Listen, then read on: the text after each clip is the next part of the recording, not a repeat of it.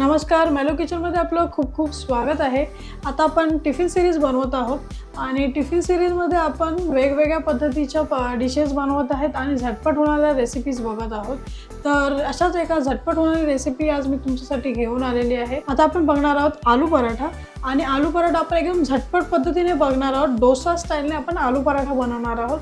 तो कसा करायचा त्याची साहित्य व कृती आपण पाहूया। झटपट होणारा डोसा स्टाईलच्या आलू पराठ्यासाठी लागणार आहे 2 कप मी इथे गव्हाचं पीठ घेतलेलं आहे, 1 टेबलस्पून ओवा, 1 टेबलस्पून मिक्स हर्ब घेतले, 1 टेबलस्पून जिरं घेतले, मीठ चवीनुसार, 1 मिरची बारीक कापून, 2 कांदे घेतलेत बारीक कापून, तूप, कोथिंबीर आणि अर्धा कप मी रवा घेतलेला आहे, 2 बटाटे उकडून घेतलेले आहेत आणि पाणी।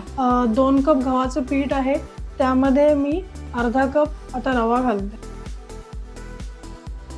रवा आणि गव्हाचं पीठ आपण व्यवस्थित मिक्स करून घेऊया आणि ह्यामध्ये थोडं थोडं पाणी घालून घेऊया।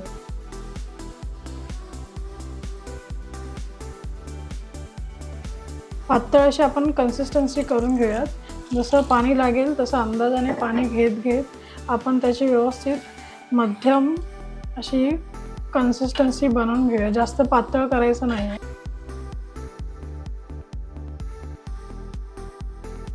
10 मिनिटं झालेले आहेत, 10 ते 15 मिनिटं जवळजवळ झाले आहेत। व्यवस्थित आपला रवा पण फुलला आहे।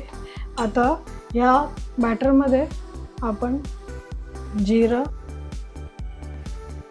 ओवा, मिक्स हर्ब, बारीक कापलेली मिरची, बारीक कापलेला कांदा आणि जे किसून घेतलेले बटाटे आहेत ते मिक्स करून घेऊया।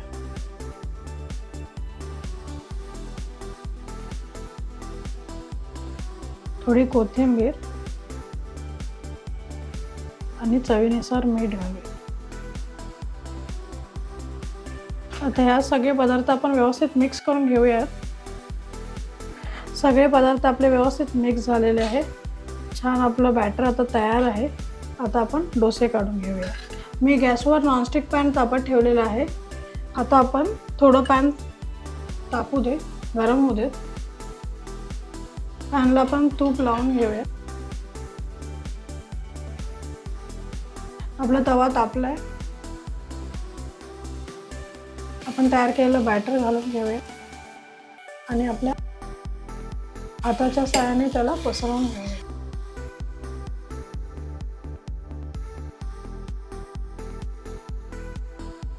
हे व्यवस्थित आपण पसरवून घेतलेलं आहे हाताच्या साहाय्याने। आता ह्याच्यावर झाकण ठेवून व्यवस्थित त्याला खरपूस शेकून घेऊया। झाकण काढून बघूयात आपण। छान ते फुललंय। त्यावर थोडं आपण साईडने आता तूप सोडूया।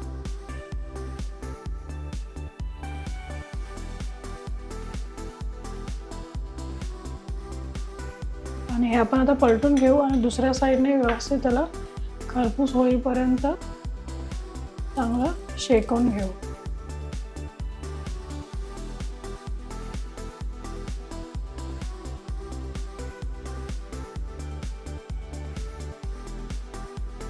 दुसऱ्या साईडने त्याला व्यवस्थित शेकूया। ह्याच्या कडा आपण व्यवस्थित चमच्याच्या साहाय्याने दाबून घेऊन त्यात छान शेकून घेऊया।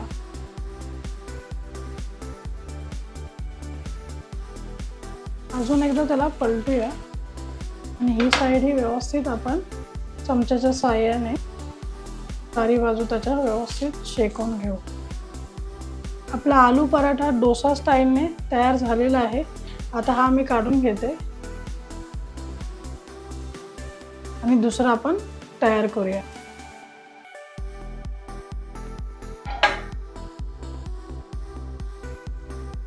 छान असे टिफिनसाठी मऊ लुसलुशीत डोसा कम पराठा आपला तयार झालेला आहे। आता आपण हे टिफिनमध्ये भरून घेऊया। आपला गरमागरम आलू पराठा डोसा स्टाईलने तयार झालेला आहे। तुम्ही नक्की रेसिपी घरी ट्राय करून बघा। आमची रेसिपी तुम्हाला कशी वाटली नक्की कमेंटमध्ये सांगा। आमच्या मेलो किचन चॅनलला शेअर करा, सबस्क्राईब करा। धन्यवाद। अन्न हे पूर्ण ब्रह्म।